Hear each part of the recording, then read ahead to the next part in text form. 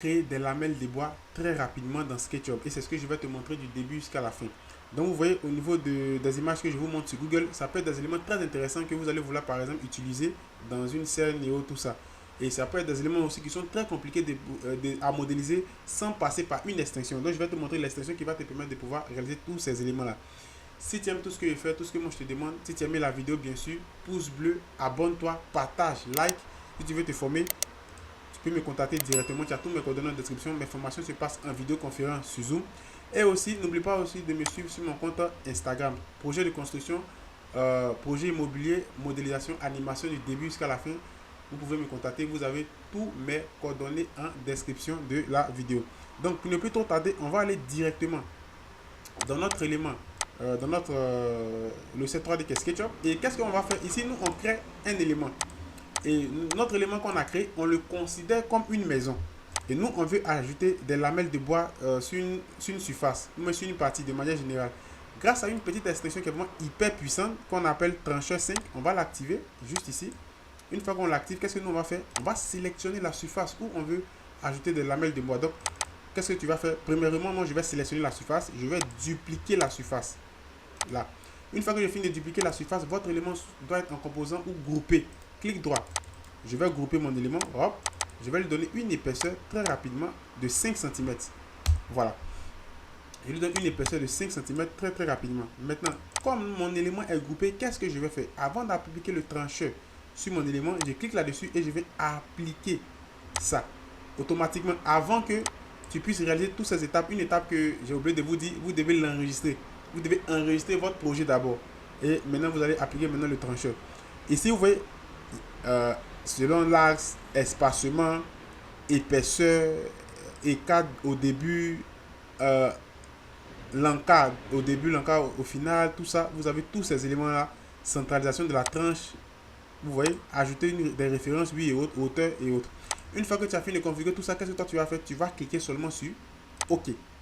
Et vous voyez qu'est-ce qui se passe. Ici, il va vous laisser, ça peut être un bug, je supprime automatiquement, regardez, il m'a créé mes lamelles de bois qui sont là. Et à partir de là, maintenant, qu'est-ce que moi je peux faire? Je peux supprimer ça, je sélectionne tout, j'appuie sur l'élément de verrer qui se trouve où ça, où je l'ai positionné. C'est-à-dire, je veux lui donner une autre couleur au fait.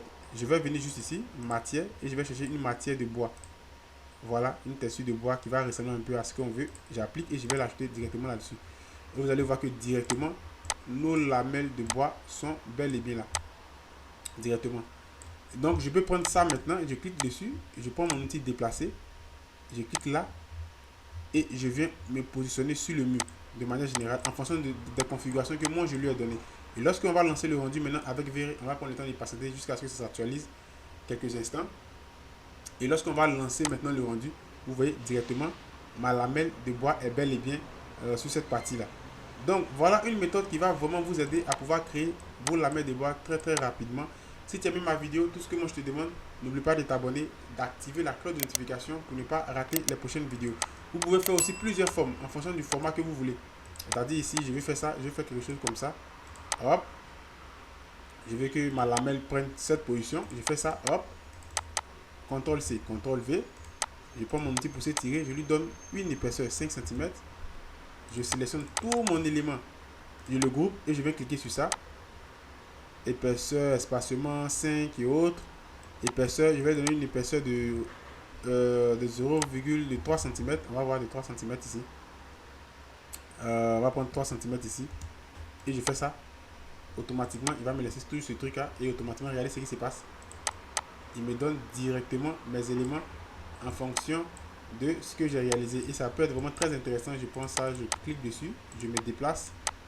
Et j'essaie de venir positionner ça ici. Tout doucement.